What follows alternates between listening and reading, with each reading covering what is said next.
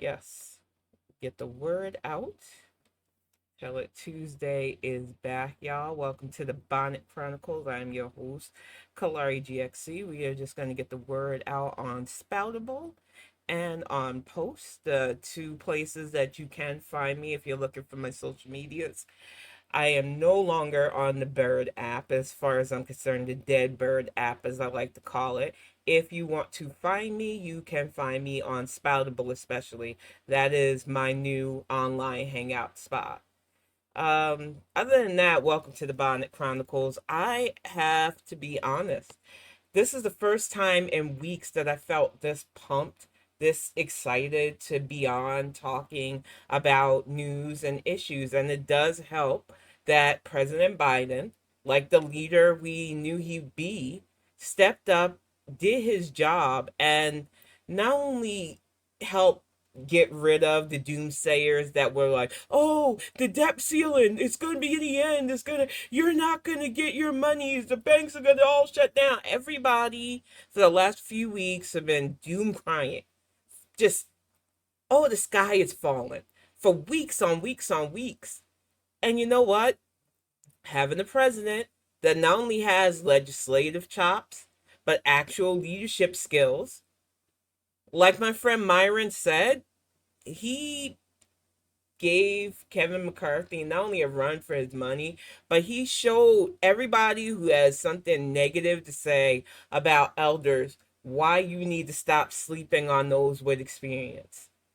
It is infuriating to me that I have to deal with all the ridiculous ageism against President Biden that some of you are sometimes with.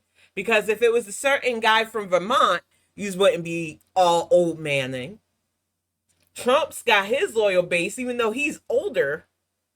And it's just like, it's not the age. It is if you feel censored enough, if you feel catered to enough. And I'm sorry, but a real leader takes care of everybody in this country, even the motherfuckers who won't appreciate it.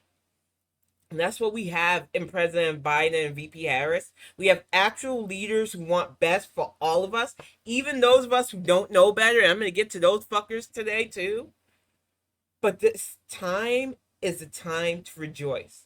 It is time to understand what the power of having actual adults in a room can do.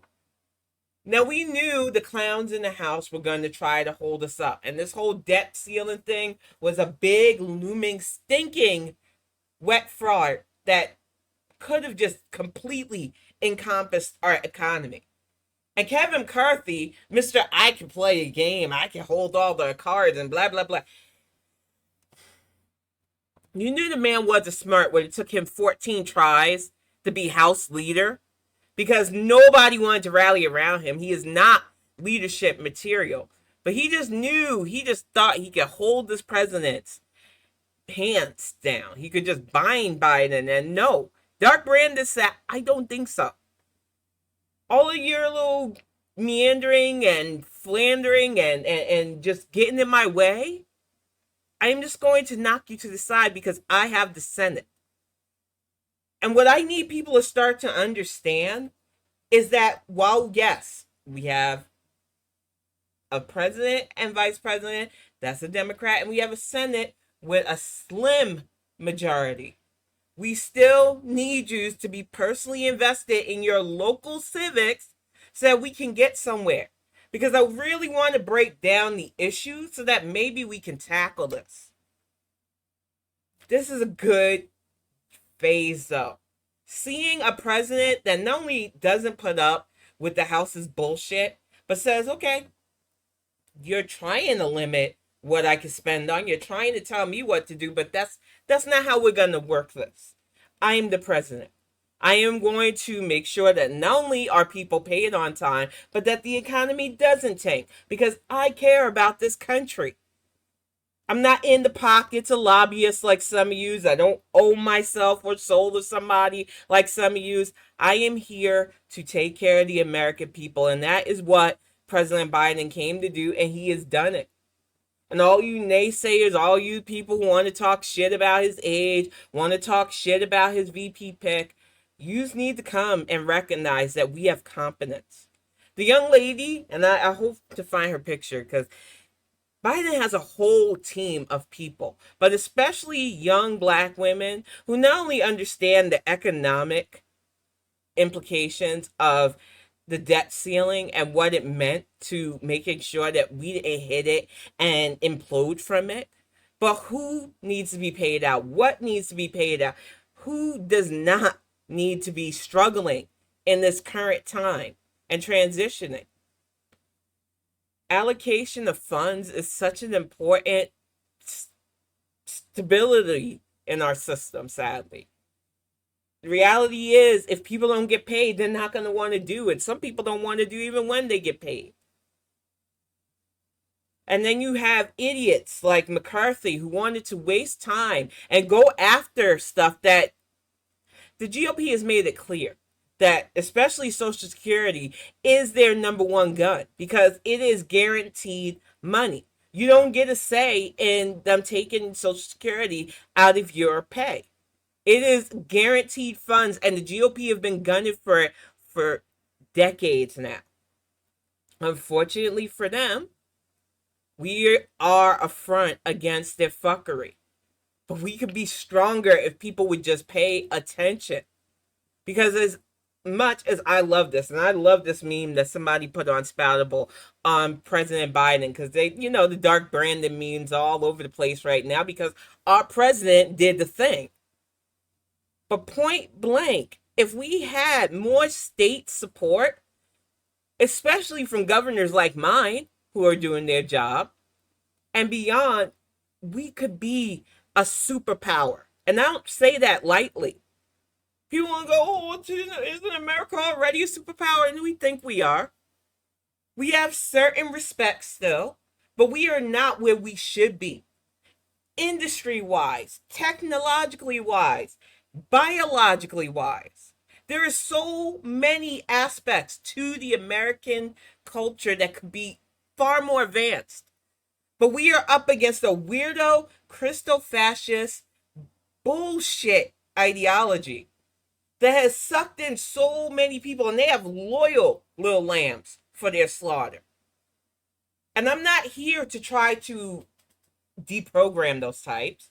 That's just, to me, not my job, not my place, do not want it.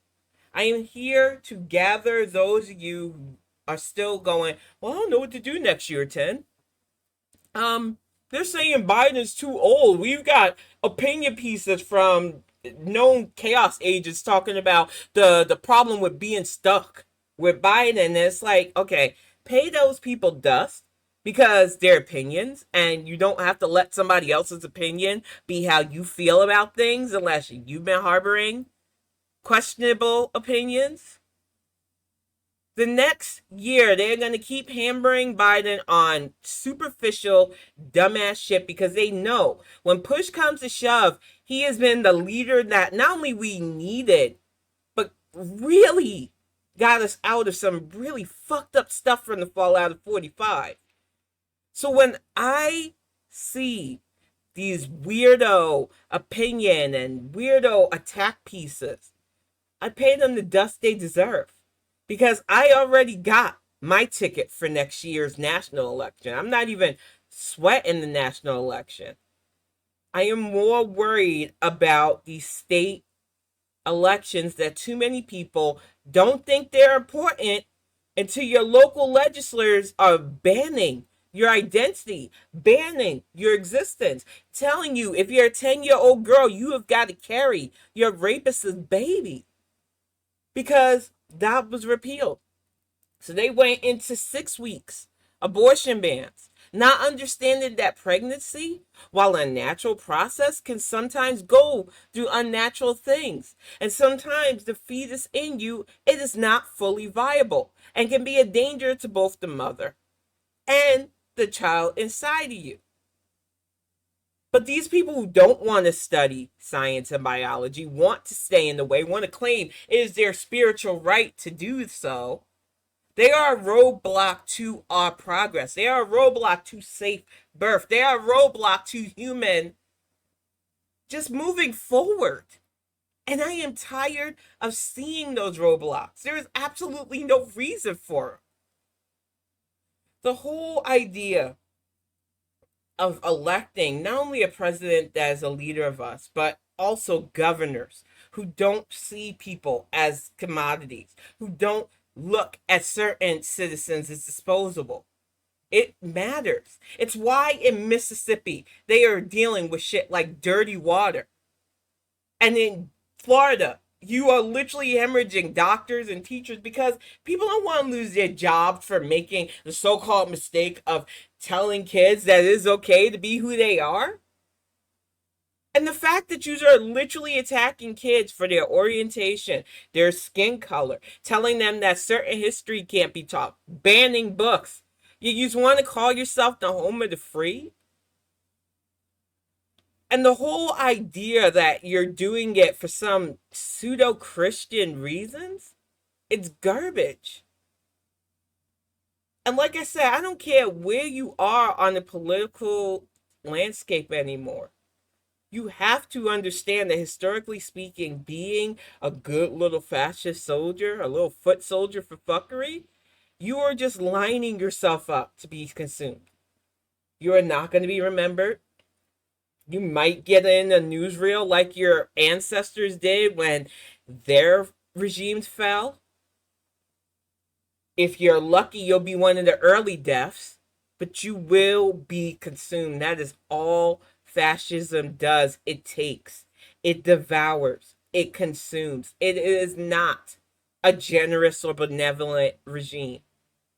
And so many people who have survived, were victims of, who have descended from those who got away or somehow escaped said regimes can tell you it is never good when you have to have a us versus them.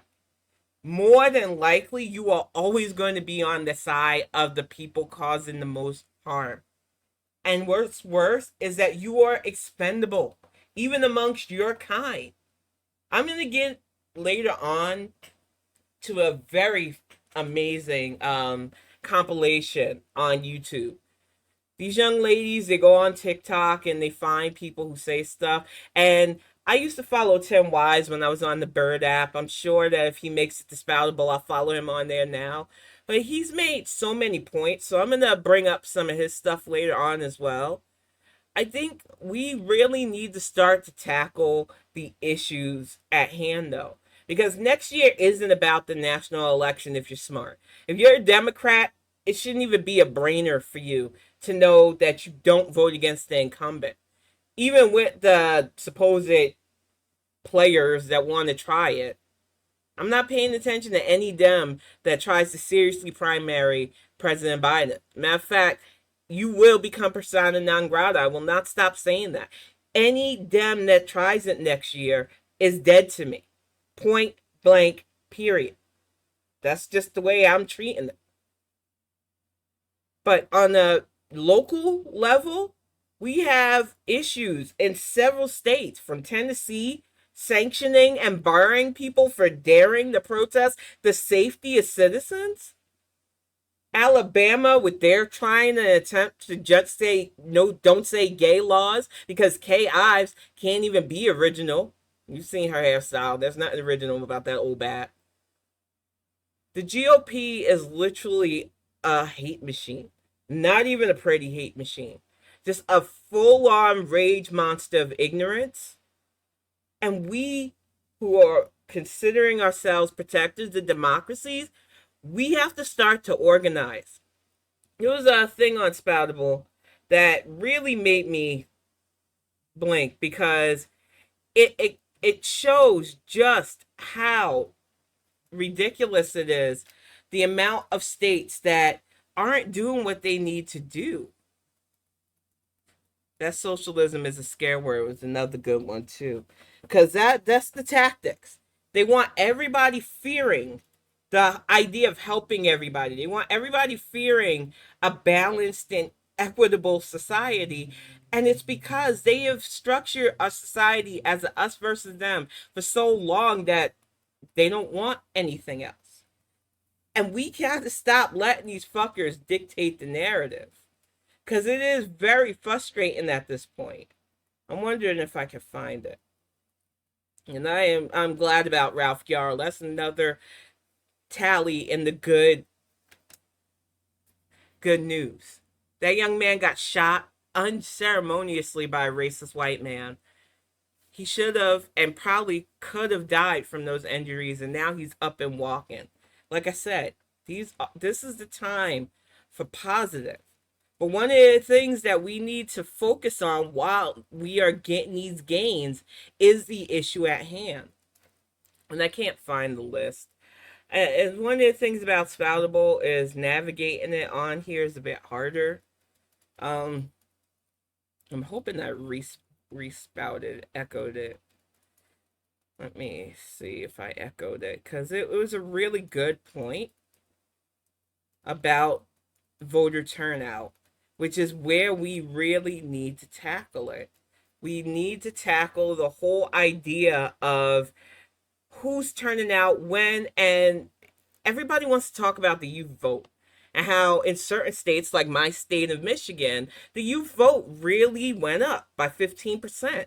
I know some people go, well, 15% doesn't sound like a lot. When you go from people who really don't feel connected at all to politics to turning out to make sure that not only does our governor not get disposed of, especially after they threatened her life, but electing more females and people of color in positions of political power than most states. I am proud of the path that Michigan has taken, but we cannot stop and we cannot act like these few victories are enough. We need to take that attitude, that rallying that we have taken in our state, and go to the other states and really start to get them together. Because if we don't start, it doesn't matter how good your state is if the rest of our country is falling apart. And now what we've got, literal crumbling infrastructure. Like what just happened in Idaho? A whole literal building falling apart because we don't hold the people who own these buildings accountable for taking care of these structures. Lives are being lost unnecessarily because people are in people's pockets. And because, oh, it's just the way it's always been done, but we've got to let go of that. And strategically speaking, we have got to start appealing to people and not just in populism messages. Because I think that is the problem for me with youth vote. Far too many youth voters are being appealed to on superficial means. What can we give to you? Free this, free that, abolish this, abolish that, without thinking of the actual cost of said promises, without thinking of the pragmatism behind not just getting something that only benefits you. One of the things that bothered me about the far left, especially, and why I could never really fuck with their side, is that whole idea that, well, somebody will take care of it. We deserve. And it's like, why do you think you deserve? What part of that equation can you explain to me? Because it irks me, that kind of entitled attitude.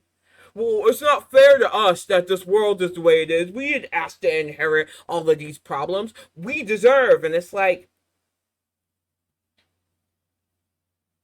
okay, I get the world isn't perfect.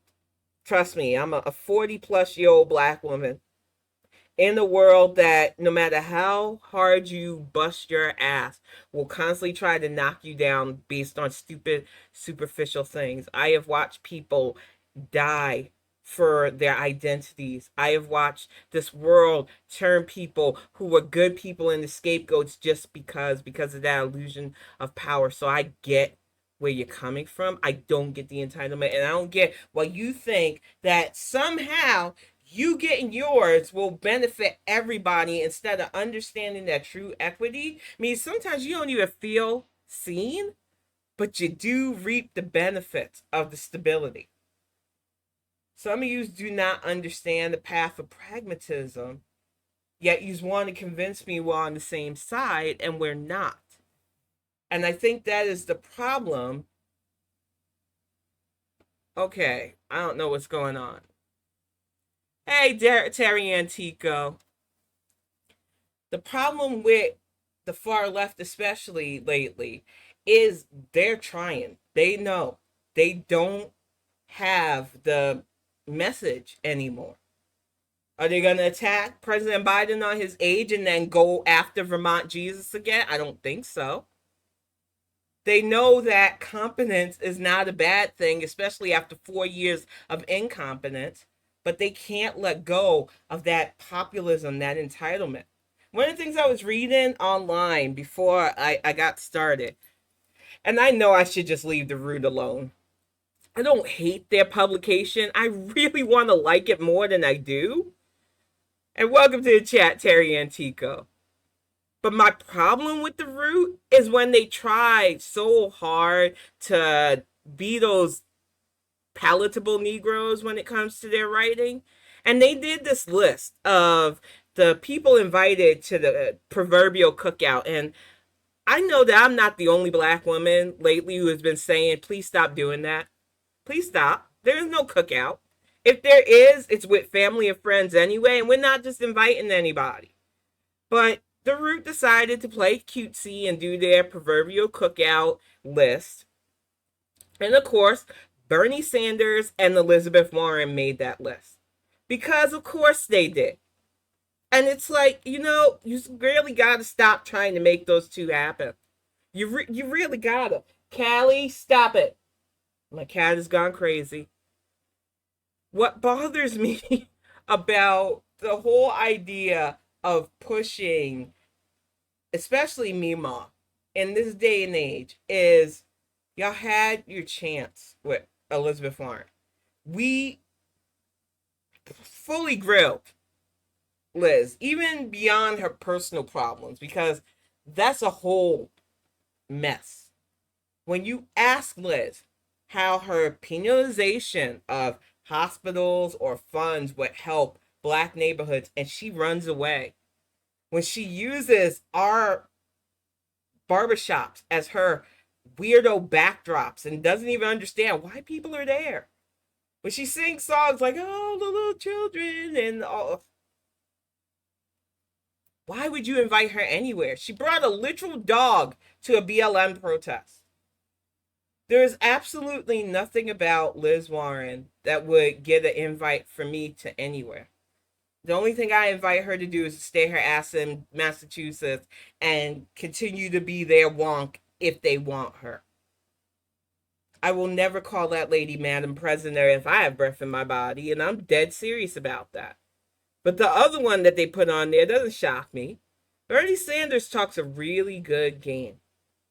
But even he knew these last few weeks, especially, to back off President Biden. He understood the assignment. And that is why everybody's trying to sing his praises. But I'm telling you, I'm watching you.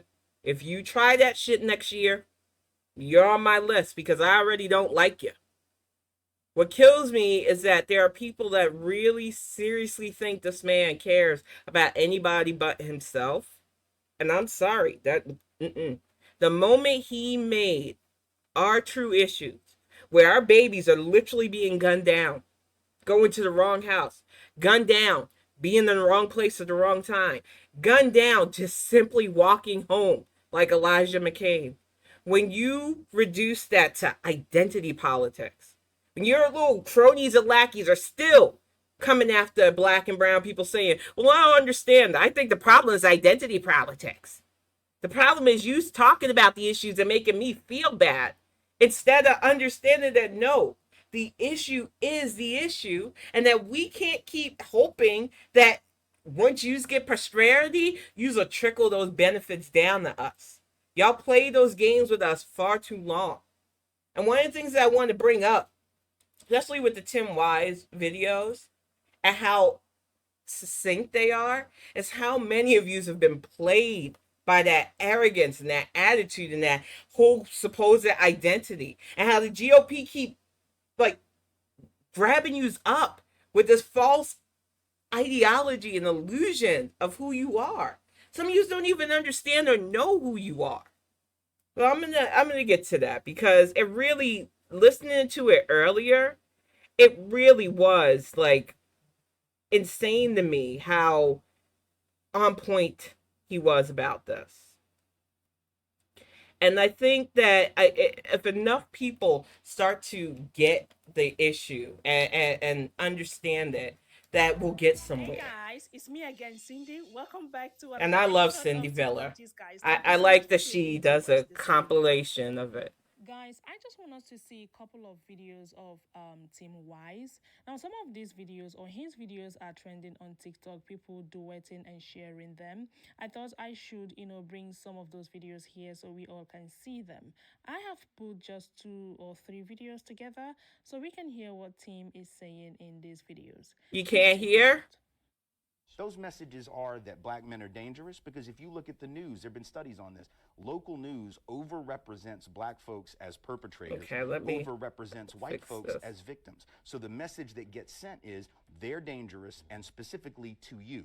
They are not only bad people, they're going to hurt you. So therefore, we want to keep them on that side of town. We want to keep their children in those schools over there. We don't want to work around them. We don't want to live around them, et cetera, et cetera. So I think that message comes through loud and clear in the way that media represents people of color. You know, whenever we, thinking about Tamir Rice, the 12-year-old child that was shot in Cleveland by police, when that happened, what did they do? The first news story in Cleveland that made a big splash was about Tamir Rice's parents and the history of domestic abuse and criminality among his parents, not about the cop that killed him. We talk worse about black victims than we do white killers. What did we say about Ted Bundy? Oh, he was so smart and he was so quiet and he always seemed so nice. Every time one of these white boys goes and shoots up a school, what do we say? We had no idea he was going to do this. So we talk better. We have more sympathy for white folks who commit mass murder, bury bodies under the house, cook them up in a soup pot, and eat them, right? Than we do black folks who were killed by police. We start digging for every bad thing they ever did. We want to know if they had a juvenile record. We want to know if they'd ever been arrested.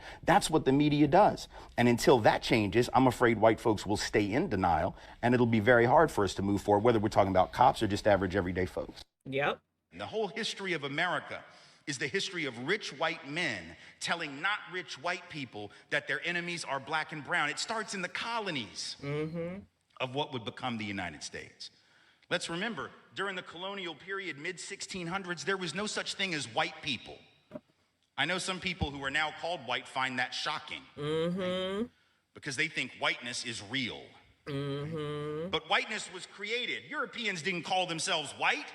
We didn't call ourselves white. We weren't all members of one big happy family. Are you kidding? Have you studied the history of Europe? The history of Europe was about killing each other. That's what we did in Europe. We just killed each other before we figured out there were other people to kill. We just killed each other, right? I mean, that was the history of Europe. The English hated the Irish, right? Northern Italians didn't even think that Southern Italians were Italians. The Germans hated everybody, and everybody hated their ass right back, right?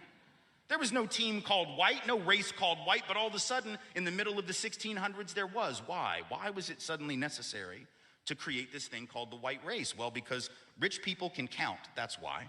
Yep. And so rich folks looked around, the ones that owned all the land, you know, in the colonies, the colonial elite looked around and they realized something, that they were heavily outnumbered by African enslaved folks, by European indentured servants, who were just one level above a slave, or other Europeans who weren't technically indentured servants, but they were still peasants, didn't have any money, didn't have any land, and they could do the math. They added it up, and they were like, damn, we got to figure out a way to split these folks apart from one another, or they're going to rise up and take our stuff, right?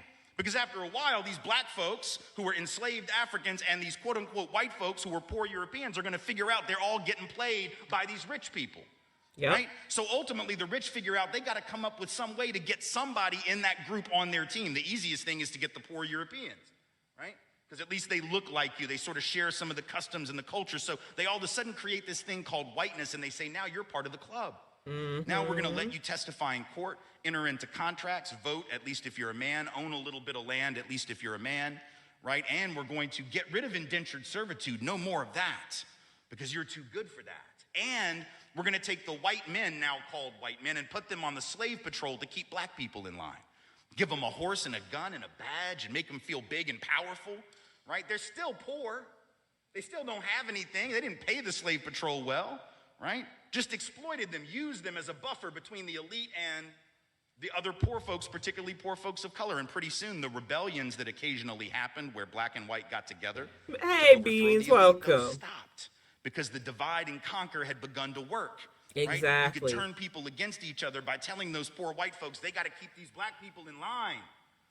And so that divide and conquer gets initiated in the colonies. Rich white men telling not rich white people that their enemies are black and brown. Exactly. This special island loophole Oh. helped me drop from 184 to 123 in weeks. You've probably heard that once you have kids, stupid. your body will never be the same. You'll have to accept the extra flab around But your you waist have and arms, the kids, muffin you top have that kids. Stop it. When we look around Okay. and we see today in our politics a rich white man telling working class white people that their problem is brown people, we need to understand the historical pedigree of that. That is symbolic of the entire history of race and class politics in America. The history of rich white people telling working class and poor white people that their problem are black and brown people. Beginning in the 1600s, that is what happens. Prior to about 1670 or so, there was no such thing as the white race, at least not recognized as such, called as such. That is not what people of European descent were when they were in Europe.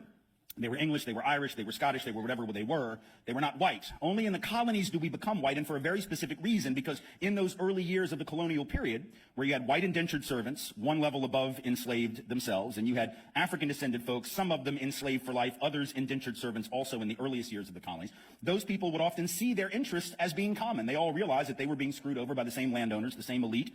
They fomented various rebellions like Bacon's Rebellion in Virginia, others as well. And as a result, the elite in the colonies realized that they had to figure out a way to get the other folks from Europe on their team. So they created this mentality that said, you're now a member of the white race. You're on our team. You're wearing our uniform. Now you're at the end of the bench. You may not get in the game, but you're on our team, you see. So then they start putting white folks, now called, on the slave patrols, right? Didn't really give them any land or any real power except the power to control people of color, which is why folks of color say, and they are right, that modern policing traces to the system of slave patrols and slavery. And we have to be clear on that because that's the history. Right? Whiteness was created to divide and conquer, to create the notion that even though you might not have much, at least you're not black, at least you're not indigenous, at least you're not Mexican, at least you're not Chinese working on the railroads to build the transcontinental economy. You may not have much, but at least you have, as W.E.B. Du Bois said, the psychological wage of whiteness. And it's a trick that was played during the Civil War era on my people in the South, right? Rich folk, landowners in the South telling poor white folks who didn't own anything that they got to go out and fight to preserve the rich man's property in human beings. Fascinating. Why would you do that? Why would I go fight for your property? Well, because you told me that if I don't, these slaves are going to take my job. No, fool, they got your job. That's the point. If you got to charge $1 a day and you can make them work for free because you own them, guess who got the gig, Jack? Not you. In fact, the system of enslavement was in the long run against the class interest of working class white folks, but they got suckered. Same thing happened in the union movement. You had white labor union folks that didn't want black and brown bodies in their union because it would reduce the professionalism of the craft. No, fool, it'll double the size of your union. Exactly. And then when you go out on strike, they can't replace your happy ass with the brown folk that you didn't want next to you in the first place. Because when they do replace you with them, then you will blame them, not the elite. See how that works? It's a trick. And it has worked for hundreds of years. It is working on some folk right now. And it is our job to resist that with every fiber of our being. Exactly. And she had a lot of good compilations of Tim Wise. And like I said, I used to follow him on the Dead Bird app. I will follow him if he joins Spoutable. The thing that I like about Tim Wise, and we don't always see eye to eye, but that's just the way my personality is and his personality is. I feel like he's very frank with his ideas about, I'm coming at this as a white person. I don't feel like most white people because I see the bullshit for what it is, but I can still recognize that I am a white man in this world that tries to put the us versus them and expects me to be on the us version of it. And some of the things he's made clear, because somebody who loves history as I do, somebody who studied history for many years as I have, it always felt illogical to me that there are people in this country that don't even realize how you weren't even considered white in your own country for the longest time. If you're Italian American, if you're Irish American, if you're even supposedly Scottish American, I believe as well. There were a lot of different classifications in our country.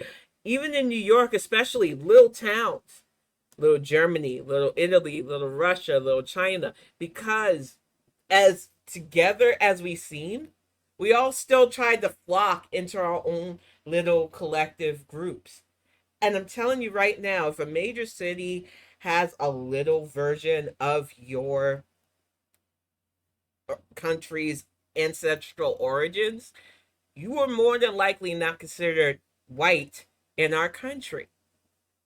And the whole construct and concept of being white, I think a lot of people are starting to get annoyed with it because you're starting to see there's no real benefit from it except to try to psychologically torture people who are over the bullshit.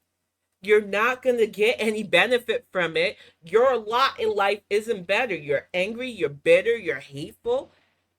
You're watching your supposed power erode. And instead of doing something smarter about it, you want to play a blame game. And then when you couple it with our country's ridiculously lax sense of gun laws, it has been a recipe for disaster, but it is not unfixable.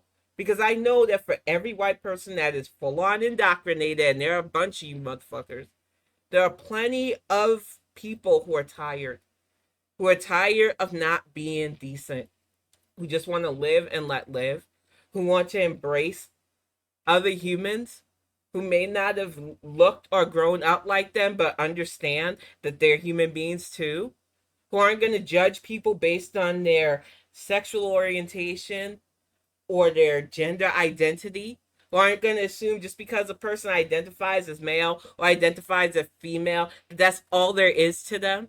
That there are layers and nuances to existence that we still don't even understand. There's just so much to life that we don't appreciate yet. And I want more people to get there. But we are still societally structured by people who already have theirs and who will put the rest of us in a stranglehold to make sure that equity is never a thing. And then they divide us by yelling, well, these people's real issues aren't issues. Women's rights, oh, they don't need their rights. Black people, no, who cares about anti-blackness? What matters is that you're not getting free shit. And that has been the new divide. Populism's message is pretty clear. Make sure you get yours. Who cares about the real serious issues? Look away. Who cares if there's rampant misogyny in our group? It's just women's issues. Who cares if there's rampant colorism in our group? People of color, they're just there so that we look legitimate. Your organizations aren't fooling those of us who are actual pragmatists, and that's why we don't fuck with you. Anybody who reduces the real struggle of people of color, LGBTQ plus, to identity politics, I can't fuck with you because we are literally in a culture war that we cannot afford to lose.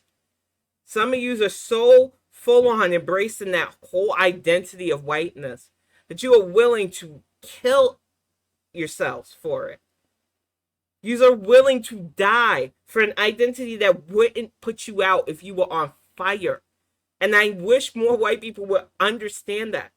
And that whole idea of being anti-woke, that whole attacking of being woke, it's not for my account. My eyes aren't closed. It is for those of you they want to keep comatose because your bodies burn better with your eyes closed. I need people who hear me to understand this isn't just to jar you with bad. I opened up with the good because I want people to see the stability is not boring like our news cycles try to make it seem. There is never going to be a dull moment as long as there is breath in people's bodies on this earth. But I would like to see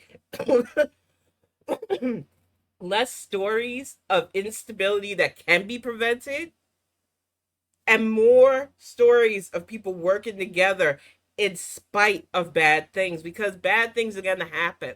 I'm realistic about that. I've always believed in the balance of everything. But I do believe in a stable society, we could see and handle and take care of the bad way better. Right now, we are building towards that stability. And I see far too many chaos actors, too many people who want to ignore the 4 years of structural stability that the Biden-Harris administration has built. All because Somebody on the other side told them that their whiteness, their white identity, their Christian whiteness, that is at threat. And I'm sorry, I'm gonna call you supposed Christians out because you don't want to help people. You don't want to be actually kind and walk in the path of the supposed savior that you claim to be about. You have enemies all around you, and it's a constant fight, and you're constantly judging people. You're constantly telling people that they can't exist in their own existence. How is that a part of your faith? How are you convincing people who are already doubtful that there is a higher spiritual plane of power, that what you're offering them, which is nothing but hatred and shunning and just destruction, better than just saying, you know what, I don't want to believe in any of that crap. I'm saying this as somebody who considers myself a spiritualist. I'm tired of having to be defiantly decent because this world doesn't want real balance. This world doesn't want to treat people as viable human beings because of differences. And it's stupid, superficial differences. And it is because we allow a system of not only currency to govern most of our lives, a system of have and have nots instead of letting people just be. We have structured our education around it. That's why our education system is still messed up as it is. And some people are like, well, Tim, don't say that. America has one of the best education systems in the world. I will stop you right there. I will stop you right there. We are not even in the top 10. It is because money holds the key. And even in our top academic fields, we are offering to kids from outside of our country better prospects because we don't raise our kids to be smart enough. We ban books from them. We allow governors to tell them that their identity is the enemy. We structure learning with grading instead of structuring learning to cater to the kids' speed. We don't even teach multilingualism so that our kids can perhaps get a leg out in the global market. It is a mess. So no, I'm not going to play those games of us being in the top tier of education.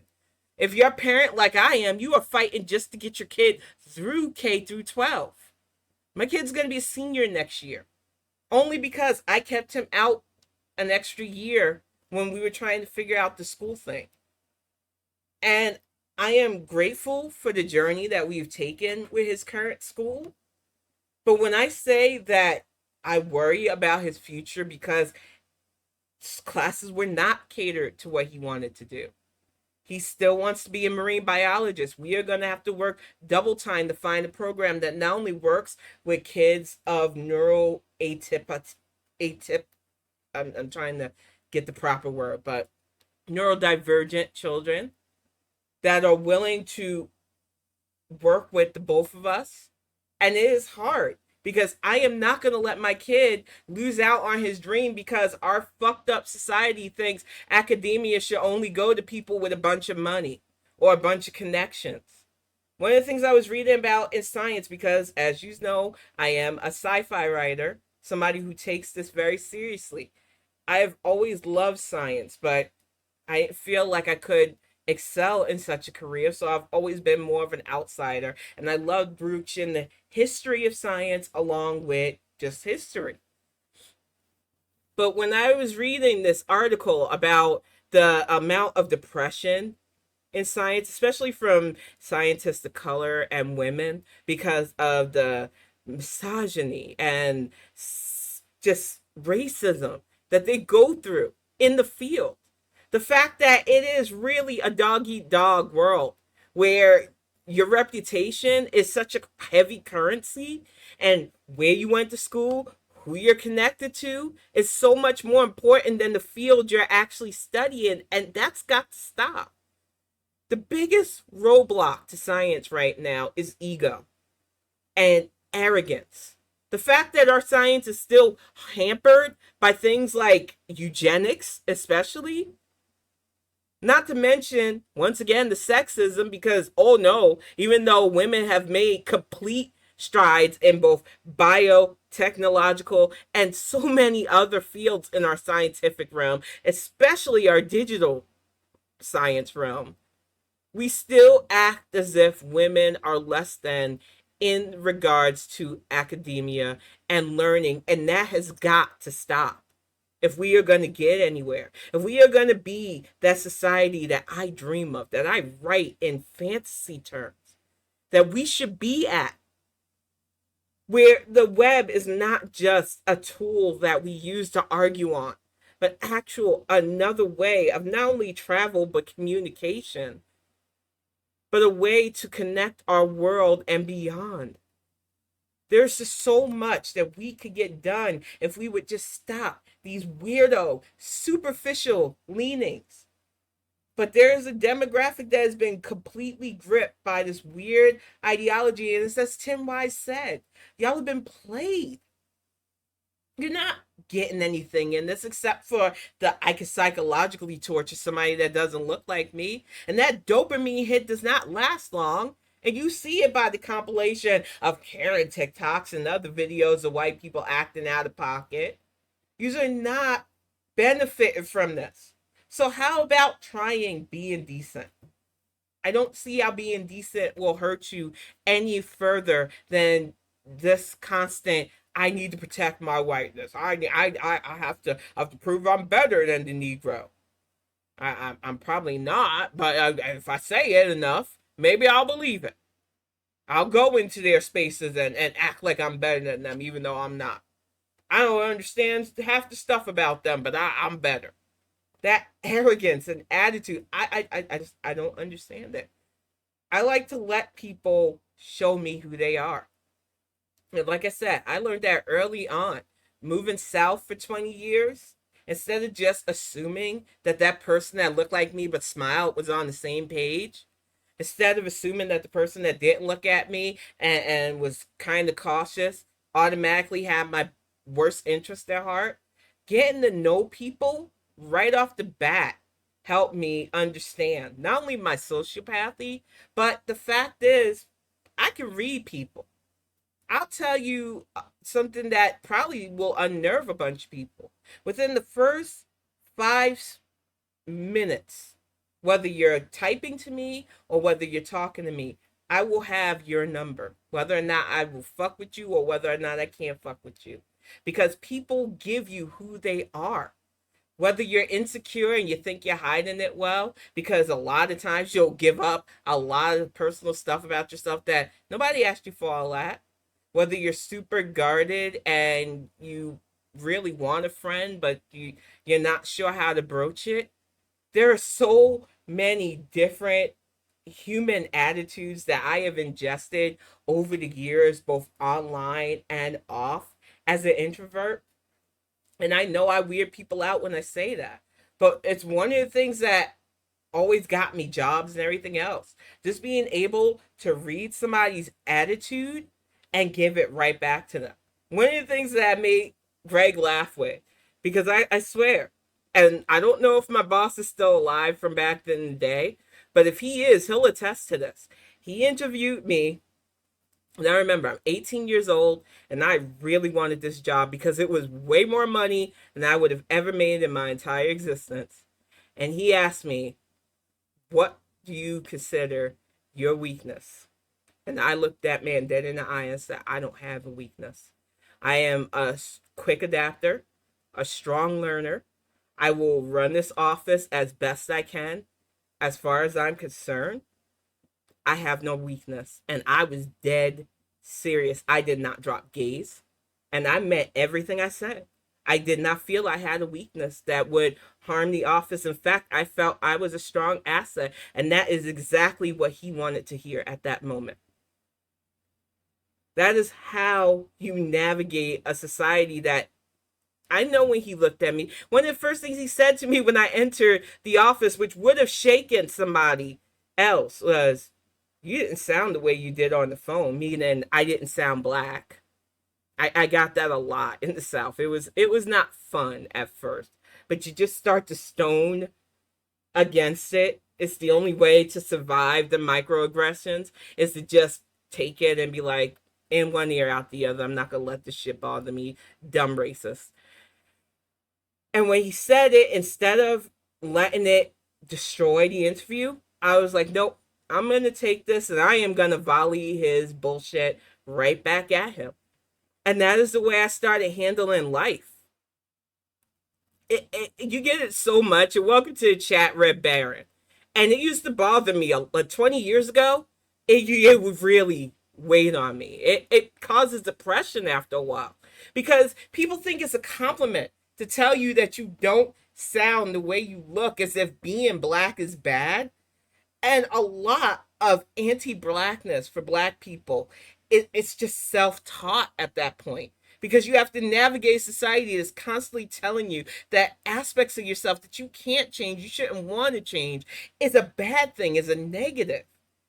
And having somebody in a role that would be over you act like you speak too proper for your looks, that you don't sound the way they assume people that look like you do, that is stressful.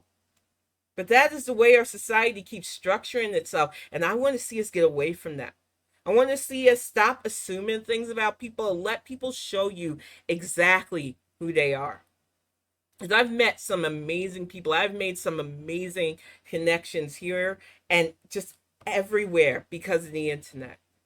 And I think that that is the path forward. But we are up against a strong entitled force. And it's not just the wannabe patriots, because those idiots, the ones that haven't been going down for January 6th, are still going down from sickness and other stuff. But the entitlement on the left cannot be ignored either, because they chip away at those of us who should know better. Those of us who think that we're in safe districts. Those of us who think that our elections are in the bag. We have to pay attention, and we have to get more pragmatic people, not only in the races, but into organizing for those who are running for things. And you're not always going to, when you're a pragmatist, vote for people that look like you, think like you, or act like you. But you realize that the benefit of all of us outweigh being centered. And that is the problem with current state of politics right now. There are way too many people still trying to be centered in the conversation, instead of realizing that in the sea of all of us rising is the goal. None of us falling below the waves and being crushed. None of us being lost. But too many people don't want to think like that. Oh, that's socialism. What is it? If everybody has it, it'll be boring. They want to move the goalposts constantly of why we can't have things nice for everybody, why we can't structure education and teach our kids based on what they want to learn and make them flourish, why we can't have a cleaner society, because it's always been that way. And the tradition is killing people. The tradition is choking people out. The tradition is stymieing a flourishing society and telling people this stuff like, oh, pride. We can't have pride. If you have pride in yourself, then you know, where's that picture? Because it drives me nuts. People think pride means, oh, you're just pro sex for kids. That has nothing to do with kids. And it's always the people who will say things like, oh, my little boy and that little girl down the road are going to get married one day. It's really funny how certain things are okay within straight land. But for some of you, pride just seems to grate your gears, because people living their best lives, living uninterrupted, being okay with who they are, gets under your skin.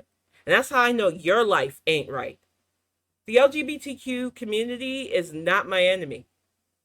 The fact that they are living their best lives, loving in their way, as long as they are both adults especially, ain't none of my business. What two grown-ass adults do in the privacy of their own home ain't none of my business. And what troubles me is that we are moving towards a society, whether people like it or not, where more people are comfortable in their gender fluidity, sexual identity, or even asexuality, because there are people out there that just they don't feel drawn to it at all. A lot of sexuality is both mental and psychological as well. And that is why we have so much deviance in it. Because so many of you push that weirdo pseudo purity bullshit to a dangerous point. That's why so many fucking weirdo churchies target kids. Because you've got some weird twisted logic that, oh, somehow a younger means they're more innocent. It's gross. We have to start calling this bullcrap out for what it is. Because if we don't stop it, the beast is going to be unstoppable. Pride is not your enemy. Pride is not deviant. And it fucking fuels me with rage when I have people that want to jump on the LGBT as their scapegoat and their new boogeyman. When you're turning a blind eye to those who are actually harming people. Whether they are your raffle who get weapons and cause destruction that way. Whether it's the guy that wants to beat on his family or wife and then once again get a gun to destroy lives that way. Whether it's the bigot who says in one breath, don't trust the gays, they're indoctrinating kids, and then literally having a van full of kids that they're molesting. We have got to stop playing these games because we see you. Pride is not the enemy. Pride is people finally feeling whole in who they are in a society that accepts that doesn't have to be me. They're good. I'm good. That is all this is supposed to be about. Being able to be out without fear of being murdered for who you are. Which even within the community is still not perfect because we're not protecting our trans sisters, especially in this day and age. They're still having a fight with supposed gatekeepers of femininity, especially, and you aren't even doing us no favors. So no, you don't speak for women like me. I'm going to protect my trans sisters. I need people to understand on this day before the official kickoff to Pride, because June is supposed to be Pride Month, and we have yahoos on TikTok attacking places like Target for daring to have Pride merchandise. And we'll have the constant back and forth for people going, well, I can't trust any company that has pro-LGBT stuff in the year 2023 because that makes fucking sense. And if we're going to let bigots continue to control the narrative as they do every year for Black History Month, every year for AAPI Month, every freaking time when they want to use the same old tired tropes of when are we going to get a Men's History Month? When are we going to get this? Instead of ignoring them and moving on, because these are months to celebrate our successes and our constant survival in a society that wants to try to make us disappear. We have watched fascism go after these groups. We are watching them try on a state-by-state basis, and that is why we cannot continue to allow this. And if you are with me in this fight for democracy, if you are with me as a pragmatist, you see that the LGBTQ are not the enemy, that pride is nothing against you, that people should be allowed to confidently be who they are, just like we can confidently be who we are. And that is the only way our society is going to truly move forward. It is frustrating to me that in this day and age, I have got to beg people to just let people live.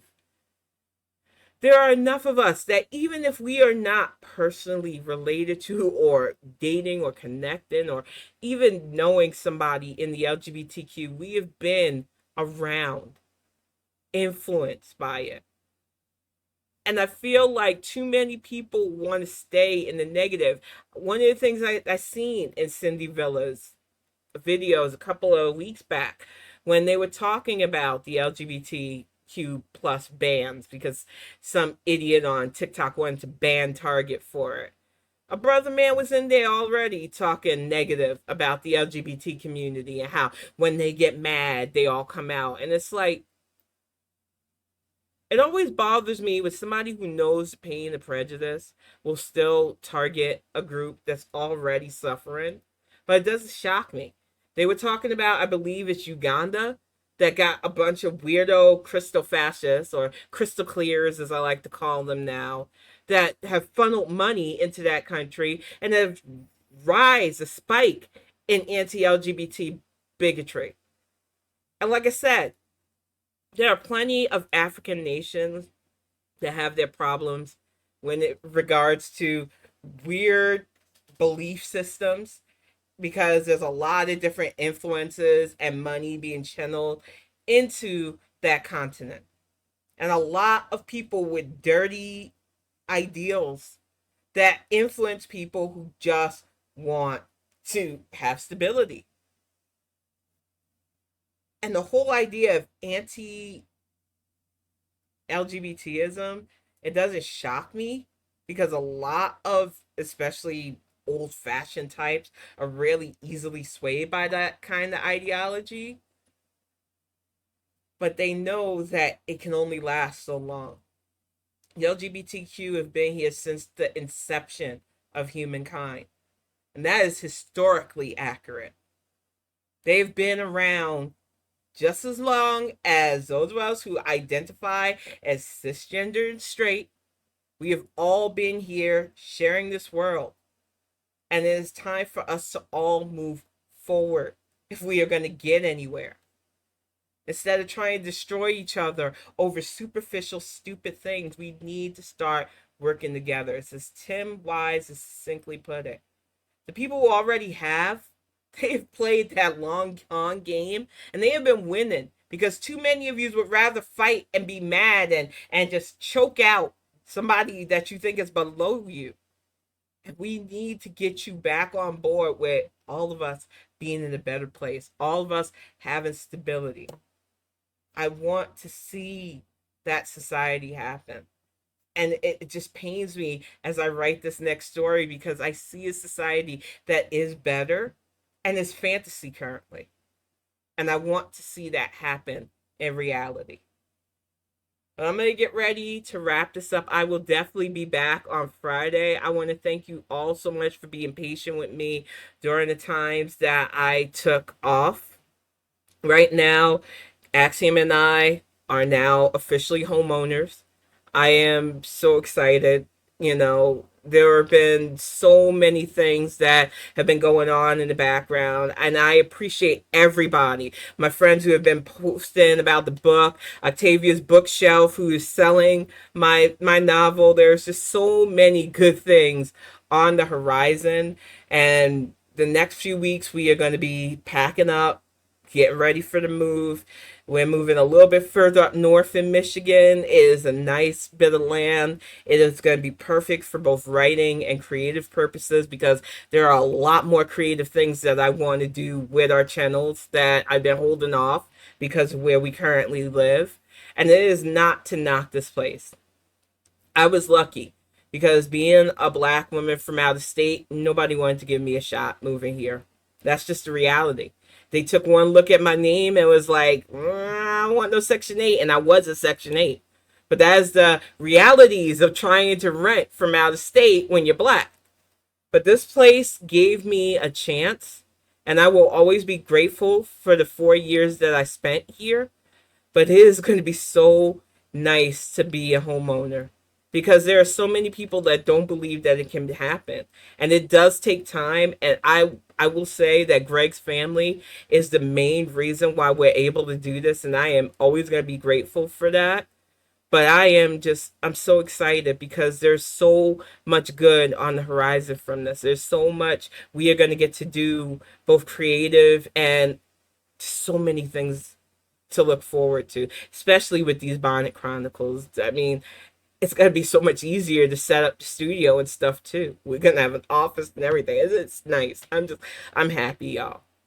But I am just like, it's okay. I'm just wanting you to understand that stability is definitely not the enemy. And welcome to the chat, Arcaniverse.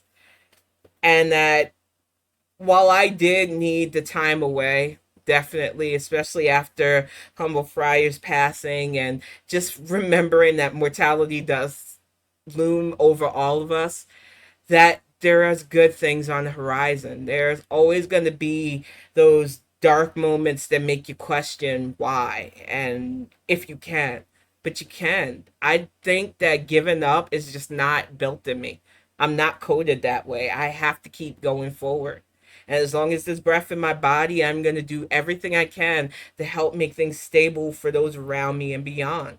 Because a stable world is a better world for all of us.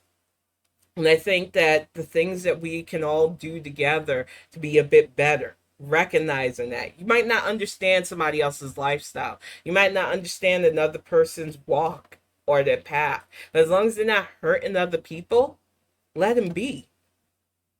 Our paths don't always intersect, but it doesn't mean that that person's path is against yours. I want more humans to understand that having less enemies in life is a lot easier to get through life. And I'm not acting like you gotta be everybody's best friend either. True balance is just being and hoping that the people around you want to be around you and vice versa. I'm done making enemies. I don't care. You want to consider me yours, that's on you. I am done. I just want to move forward. That is my goal. Well, I'm going to get ready to wrap this up. Terry, thank you so much. Beans, Arcaniverse, Red Baron, Axing Wolf, I know you were lurking too while you were working. Thank you, everybody who tunes into these. I will definitely be back on Friday with the all new Bonnet Chronicles. Till then, I really hope that you take care of yourselves, and I will see you all soon.